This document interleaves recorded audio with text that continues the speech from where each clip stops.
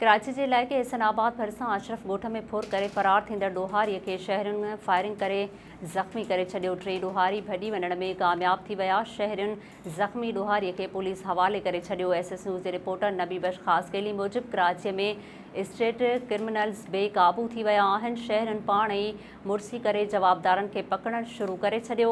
Side super highway थाणे जी हद अशरफ ॻोठ में ॾींहं ॾिठे 2 मोटरसाइकिलुनि ते सवार 4 हथियारबंदनि सरेआम शहरियुनि खां फुर करे फ़रार थियण लॻा, जंहिं ते हिकु शहरी जवाबदारनि मथां फायरिंग करे ॾिनी, जंहिं जे नतीजे में हिकु ॾोहारी 35 वरियनि जो ग़ुलाम हुसैन वल्द रबनवाज़ ज़ख़्मी थी पियो।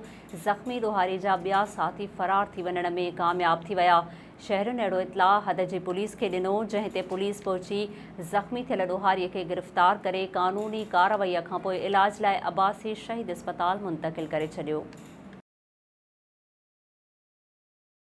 नाज़रीन, वधीक ख़बरुनि ऐं अपडेट्स जे लाइ ॾिसंदा रहो SS न्यूज़ वेब चैनल। असांजे चैनल खे लाइक ऐं सब्सक्राइब करणु न विसारींदा।